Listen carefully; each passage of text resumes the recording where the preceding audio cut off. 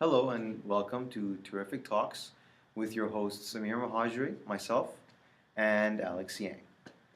In this segment, I want to focus on a very prevalent issue that has unfortunately not been getting enough media attention. Today, we are going to talk to you about phosphorus. Phosphorus is a basic element. It is essential for many bodily functions, such as phosphorylation of ATP, the energy molecule.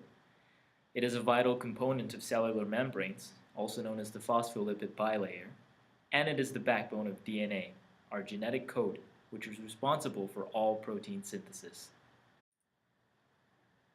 As you can see, phosphorus is a very key player in life systems, and most importantly, it is an essential component of fertilizers. Now, you might ask, why is this important? What is this crisis? It's not like we're running out of phosphorus. Well, actually, we are, and faster than you might expect. To really appreciate the significance of this issue, we must understand modern day agriculture. Farming is not what it used to be. What was once agriculture is now replaced by intensive agriculture. Where there is intensive agriculture, there is intensive fertilization. And where there's intensive fertilization, there is a tremendous amount of surface runoff. To put things in perspective, plants are only 15% efficient at absorbing the phosphorus, so that is 85% of the original input lost and wasted. Not only does this add to the eutrophication of lakes and other freshwater ecosystems, but it forces farmers to increase their usage of fertilizers as so much of it is being inefficiently wasted. Production of agriculture is too reliant on fertilizers, in which the key ingredient is phosphorus, and believe it or not, we are depleting our resources for this element quite rapidly. Another key issue is the fact 90% of the world's phosphorus mines are in the hands of 5 countries: China, Jordan, Morocco, South Africa, and the US. Now, a little closer to home, the Kapuskasing mine in Ontario, owned and operated by Agrium, is projected to completely deplete its reserves in the next few years. This is an open pit mine that is responsible for producing around 1.5 million tons of phosphate rock annually. There have been a variety of solutions to this issue discussed and presented, but today we'll focus on 3. Firstly, we'll discuss mycorrhizae, a solution that tackles the issue at the level of the roots, increasing phosphorus absorption and decreasing wasteful runoffs. Then we will touch on recycling techniques that, if implemented, could see us reusing phosphorus already present and ready for usage as waste. Finally, we will discuss reducing the amount of phosphorus usage. This is the miracle of mycorrhizae, a microscopic fungus.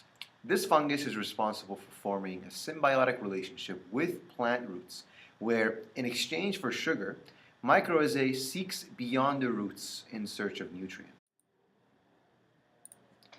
Now, before we get into specifics, let's take a closer look at the physiology of a plant root, in this case, wheat. Now, wheat, like any other plant, requires the basic necessities for survival and growth. That is sunlight, water, and nutrients. The plant uses these resources to carry out photosynthesis, in which it produces sugars as a food source. But the question being asked for thousands of years since the domestication of plants is, how do we increase the yield? One which way we are most familiar with is the use of fertilizer. After its application to the soil, it dissolves and becomes readily available for the root to absorb. Now remember, roots are relatively stationary, and even though they look for phosphorus, they are not very efficient at searching anything beyond the 1 millimeter mark. What results is a phosphorus depletion zone, as shown here. A region where phosphorus is no longer available in that 1 millimeter zone surrounding the roots. This has a negative outcome on the plant, as it's not able to fully search around the soil for those nutrients, and consequently forces the farmer to add more fertilizer. This can be expensive, inefficient, and rather tedious. This is where mycorrhizae comes in. Mycorrhizae fungi colonizes the plant's root system, creating a network that increases the plant's capacity to absorb more nutrients such as phosphorus. The mycorrhizae allows the plant to push beyond this 1 millimeter boundary and look further in its search for nutrients. So, what was once a simple web of roots becomes a bidirectional relationship between fungus and plant. But now let's take a broader perspective and really see how this relationship benefits agricultural methods. With mycorrhizae, as shown here, with 25% of the initial concentration, we are able to increase the yield to as high as 90% absorption and 10% loss. Essentially, with a quarter of the original phosphorus added, we are able to get the same yield as before without mycorrhizae. This is great news, as now we only need to add 1/4 of the phosphorus originally added and still end with the same yield. Second, in the possible solutions to combat the phosphorus crisis, is recycling. According to biologist Mohammed Hidri, who had proposed to us the solution of employing mycorrhizae, 85% of that dosage of total phosphorus we currently apply to our vast agricultural industry is unable to be absorbed by the plant and inherently lost to the soil, ending eventually as runoff to many delicate freshwater ecosystems, where it is known to do extensive harm. The eutrophication of many streams and lakes is largely attributed to the excess phosphorus found in them. The principle of recycling phosphorus, much like the principle of recycling anything else, views this massive proportion of waste as a resource. The primary way that spent phosphorus is returned to our ecosystems is through animal and human waste. From our consumption of plants, we excrete phosphorus back to the environment. In simpler days, much of this excrement was returned as fertilizer for crops, but since modern times, many cleaner alternatives have been introduced, and many municipalities have begun to collect human waste and release it to rivers and oceans. However, intensive research regarding the re-established recycling of phosphorus has been conducted in the past decade, and many new technologies now exist. A professor at the University of British Columbia, Don Mavinik, pioneered one such technology. He used a small apparatus in which small struvite crystals are reacted with magnesium, ammonium, and the phosphorus in wastewater. Struvite is a crystal occurring naturally when bacteria break down urea in urine. It causes kidney stones and headaches for centuries of plumbers while they unclogged pipes blocked with the substance. These crystals are collected by a filter and removed. The invention single-handedly unclogs pipes, avoids phosphorus pollution in freshwater habitats, and provides usable fertilizers. One company, called Osatra Nutrient Recovery Technologies Incorporated, was founded based entirely on the technology, and the struvite fertilizer produced is marketed as crystal green. This technology is now being implemented on the River Thames. The world would appear to be moving in the right direction in this crisis. In 2009, Sweden had passed legislation to divert at least 60% of its total phosphorus waste for agricultural use by 2015.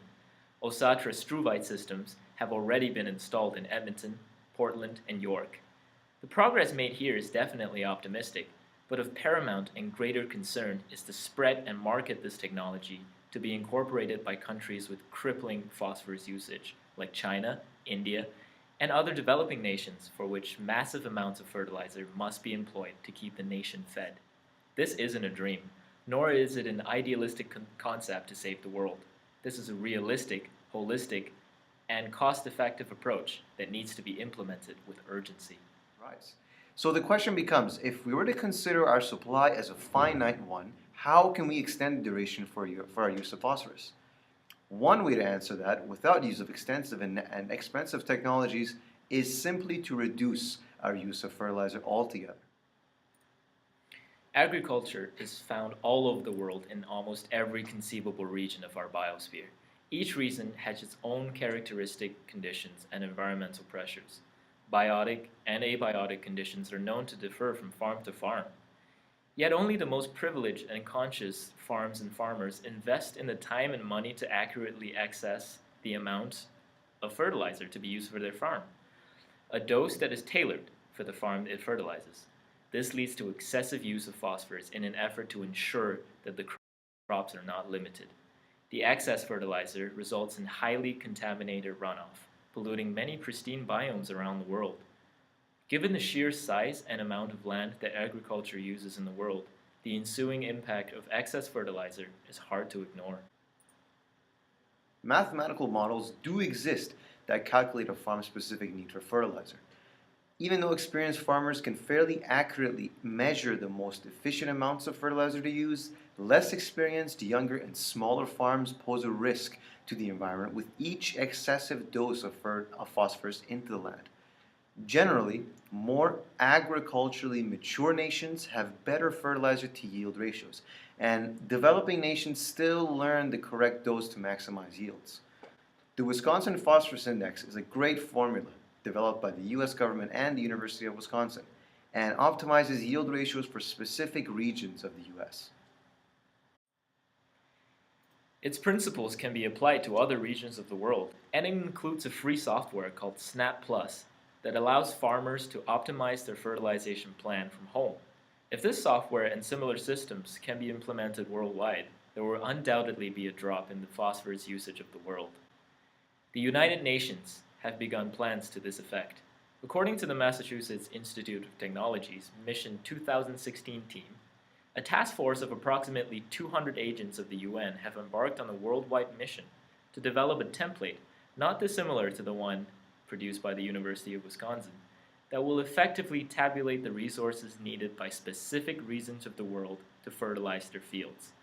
The systems being developed will target the highest phosphorus consuming countries of the world first.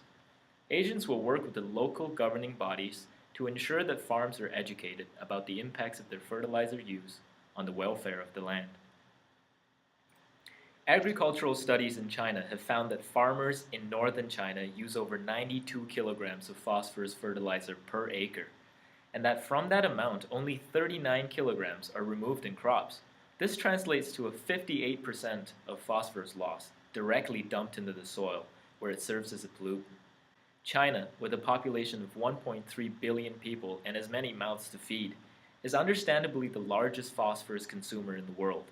Any reduction in China's phosphorus use will have a profound positive impact on the phosphorus stores of the world. In conclusion, the issue of our phosphorus depletion, the essential element upon which we rely on so heavily, can no longer take a backstage to grander, media popularized issues like global warming and extinction rates of biodiversity. Phosphorus affects how much we have left to eat, and yet, to keep future generations fed, we will need immediate planning and mitigation of the phosphorus crisis. We have the technologies to make this happen. We have the finances, the resources, and it seems that all that is missing is the awareness, and hopefully with it, the motivation. Our proposed solutions like using microhazate, recycling wastewater, and reducing use of fertilizer are all realistic options to keep our planet fed for years to come. Everything we need has already been invented, and all that's left is for us to use them. I hope this video has educated you on the phosphorus crisis and maybe inspired you to make the changes in the world we live in. My personal hero Mahatma Gandhi said, "If we can change ourselves, the tendencies in the world could also change. As a man changes his own nature, so does the attitude of the world change towards him. We need not wait to see what others do." We are your hosts, Amir and Alex. Thank you for watching. Until next time.